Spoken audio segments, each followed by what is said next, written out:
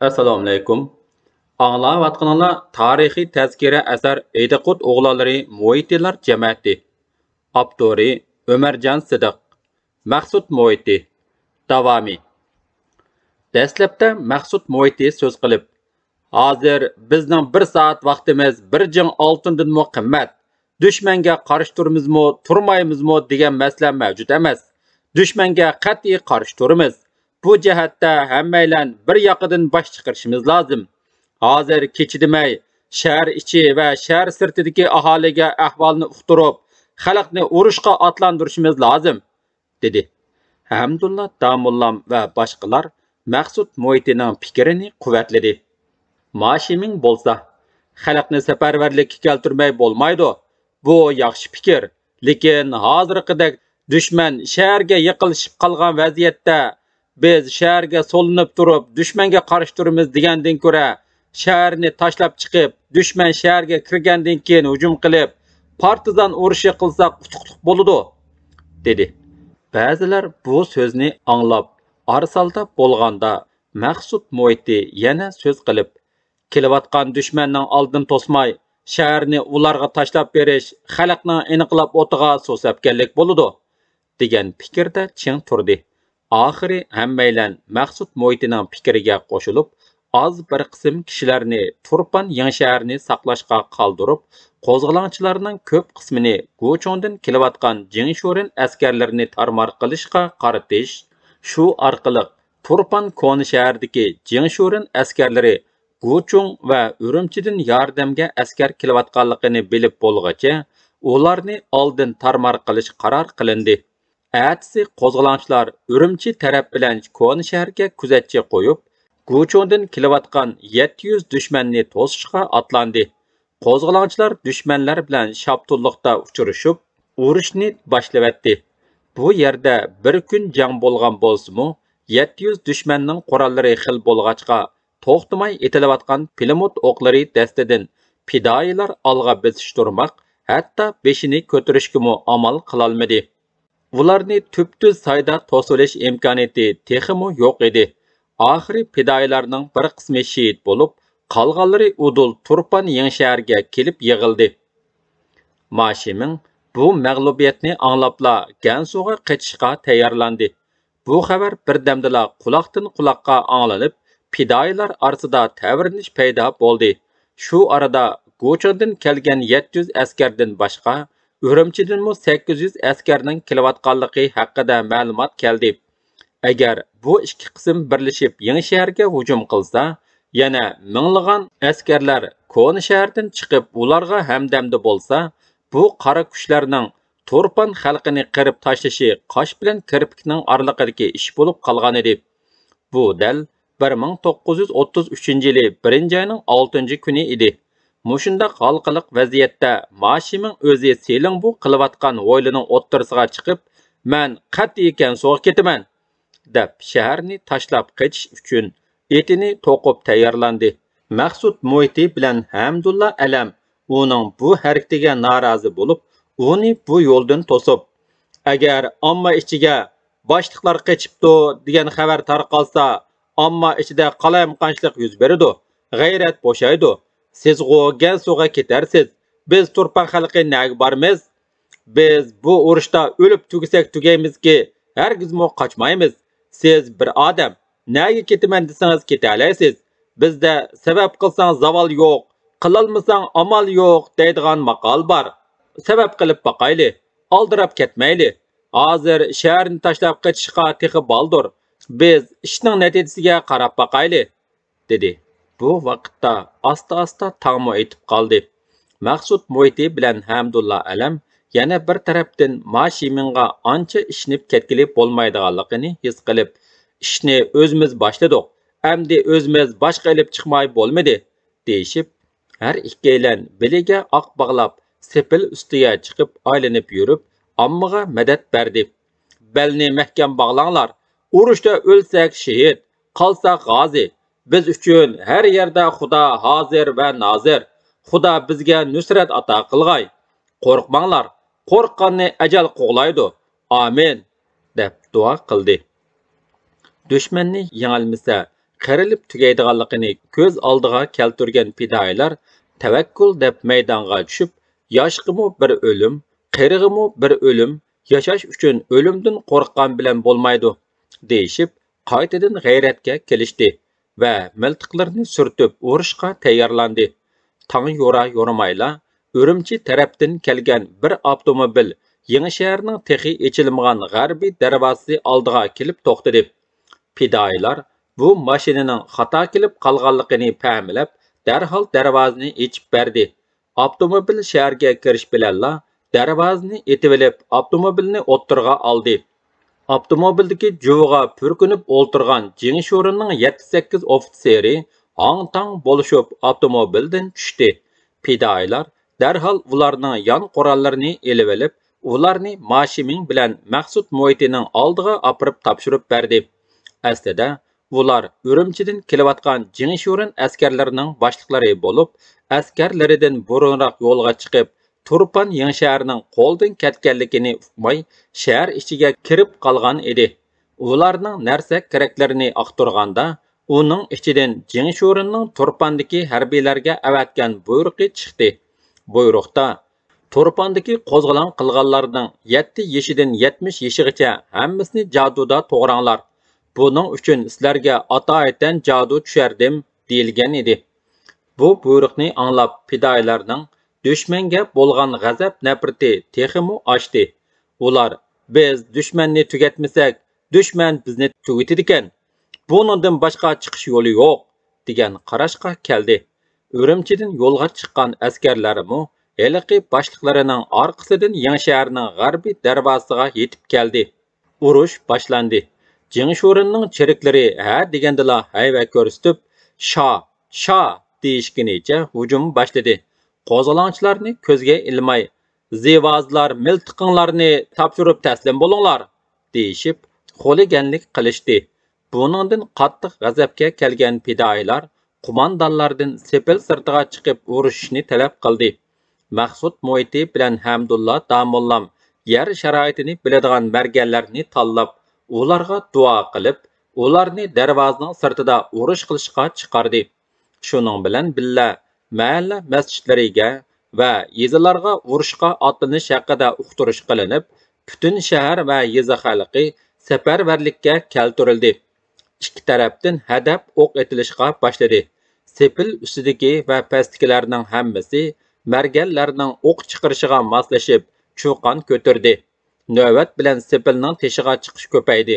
Bir necha soatga bormay, yerib charchab mag'duri uzilgan Turpan qo'zg'olonchilarining soni, qo'rallanish ahvolidan qilcha xabari bo'lmagan, xalqning hayvatidan qo'rqib ketgan Jingshurin askarlari kayniga qarab qaytishga boshladi. Ular chekingan hamon shahar ichidagi taq bo'lib turgan xalq shahar darvozasidan o'rilgan to'smadan etilib chiqqan qiyondak yopirilib chiqdi. Shahar teshidagi xalqmi fidoyilarga moslashib, Jingshurin askarlarini xuddi chashqanni qo'g'ilgandek etiz surib qo'g'lab mangdi. Shundoq qilib, Urumchidan Turpanga tushgan Jingshurin askarlari uzoq bardoshlik berolmayla tarmar bo'ldi. Keyingi ma'lumotlarga qaraganda, bu 800 askarning 20 nechtasi harvonlarning otlarini chiqarib, mingan peti Urumchiga qochib ketgan. Qolganlari urushda o'lgan yoki har tarafda petirab tugagan. Shu qitimqi urushda qurollardan boshqa 40 harvoga yaqin o'q va boshqa saymonlar o'lja ilindi. Demak, bir tarafdan kelgan ofat tugatildi. Lekin Gochung tarafdan kelayotgan ofatdan texi xabar yo'q edi. Shundoq bo'lsa-mu, bu qitimqi g'alabadan keyin fidoyilarning ruhi ko'tarilib falakka yetdi. Ular nurg'un qurol va o'q-do'rga ega bo'ldi. Shu kuni tayoq to'qmoq, o'rg'oq palta ko'tarib fidoyi bo'lib qo'zg'alonga qatnashgan, hayotida tunji qitim qurolga ega bo'lgan dehqon yoshlari qattiq hayajonlanib, miltiqlarini siylab, o'zlarini cho'ng bir botur jangchiga aylanib qolgandek his qilishdi. Atsi Gochungdan Turpanga kelayotgan 700 dak askarning Turpan qo'ldan ketibdi deganni anglab, yo'g'ontirak orqali Gochungga qaytib ketganligi ma'lum bo'ldi. Bu qitimqi urush Turpan qo'zg'olonchilari qatnashgan ikkinchi cho'ng urush bo'lib, Bu urushning g'alabasi fidoyilarga g'oyat zo'r ilhom bo'ldi. Turpan koni shahar sepili puxta ham egiz bo'lib, atrofi xandak bilan o'ralgan, xandak bilan hisoblaganda egizligi 10 metrga yetadi. Sepilning ichida Maluyjangning kuchi hech qanday qo'rmagan, qattiq mudofaada turayotgan bir brigada askari bor edi. Qo'zg'olonchilar 1933-yili 1-oyning 7-kuni tong etishdan burun hujum qilishni planladi. Mahmud Moiti boshchiligidagi fidoyilar bu qitimqi jangning tunji o'qini etib, g'arbiy qovuqdan Koni shaharga hujum boshladi. Urush intayin qattiq bo'lib, atrofni qozonda qo'mach qo'rg'andek o'q ovozlari qoplab ketdi. Fidoyilar shoti qo'yib, sepil ustiga chiqishga harakatlangan bo'lsa-mu, sepil ustidan yomg'irdak to'kilayotgan o'qlar buningga imkon bermadi. Amdiki chora darvozaga o't qo'yish edi, lekin bu ishmi osonga tushmaydi. Chunki birinchidan xandakning teshidan darvoza tuyigacha bo'lgan oraliq 150 metrdan ortiqroq oshchilik bo'lib, sepil ustidan etilayotgan yomg'irdak o'qlar orasidan o'tib, darvozaga yaqinlashish albatta oson emas edi. Uning ustiga shaharning g'arbiy darvozasi Yangi shahardan keladigan yo'lga udul bo'lmag'achqa, xandakdan o'tib yana bir oz yo'l yugurib minishga to'g'ri keladi. G'arbiy darvoza deb atalgan bu xandak darvozasi shaharning g'arbida bo'lgan bilan shaharning rasmiy cho'ng darvozasi g'arbiy janubda edi. Agar bu darvozaning yeniga bora olsalar, dalda bo'lg'dak yeri bor edi-da, tamtirmay xohlagancha o't qo'yishga bo'ladi. Ikkinchidan, shahar darvozasi yalang qavat darvoza emas, qo'sh qavat darvoza bo'lib, tashqi darvozaning ko'ydirilishi kifoya qilmaydi.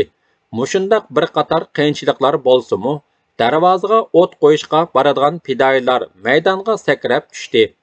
Bu fidoyilar kirsin tunglarini ko'tarib, darvozaga qarab yugurganda, qolgan fidoyilar darvozaning uduldagi koni uylarning o'g'isidan va qalqan to'shiklaridan sepil ustiga qaratib o'q etib turdi.